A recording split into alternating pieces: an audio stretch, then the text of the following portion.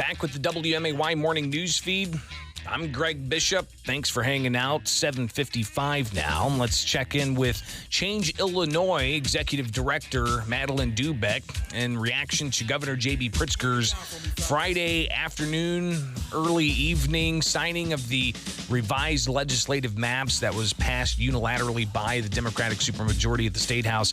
Madeleine, what does Change Illinois have to say about these revised legislative maps the governor signed? Good morning. Well, good morning, Greg. How are you? Good. The whole situation was predictable, but nonetheless maddening. You know, the governor, for the second time, continues to fuel his litany of broken promises to the people of Illinois. He signed these maps after pledging that he wouldn't sign maps that were passed in partisan fashion.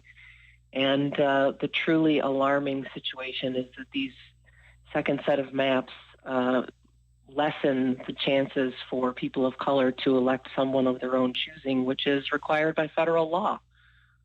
These maps just do not, contrary to what he said, reflect the rich diversity of Illinois, and they contain fewer opportunities for Latino, Black, and other communities in Illinois to have the power to have a say over who they elect.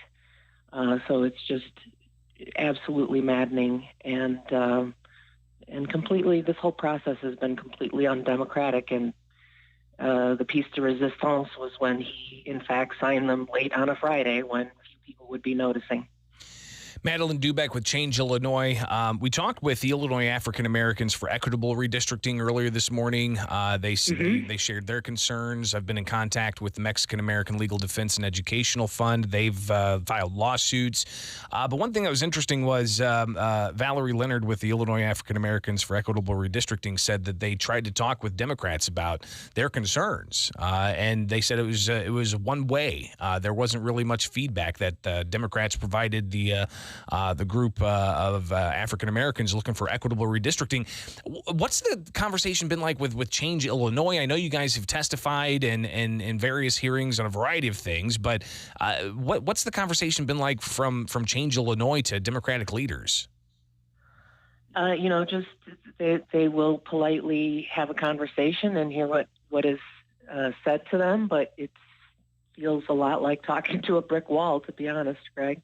They're just not really responding, and seems like the intent from day one was to push through maps that they believe will help them elect more members, putting politics ahead of what the people of the state have told them they want, and perhaps what's legal. Well, and we've got just about a minute left here, but what happens now? I mean, these are enacted maps, but there's still an ongoing federal court case. There is still an ongoing federal court case.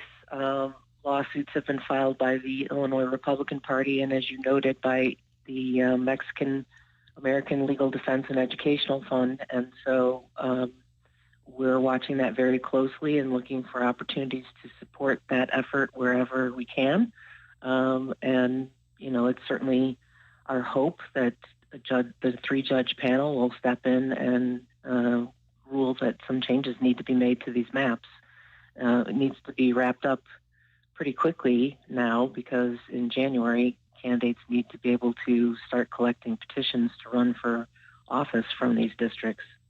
It's pretty incredible, the time crunch we're rapidly approaching. It doesn't feel that far away, but it's just months away. Madeleine Doubek, Change Illinois, thank you so much for taking time. We'll talk again on this issue and more for sure. Anytime, Greg. Right. Have a great Monday. You too. Bye-bye. It is the WMAY morning news feed. I'm Greg Bishop at 8 o'clock on WMAY. On the Fly SPI Studios.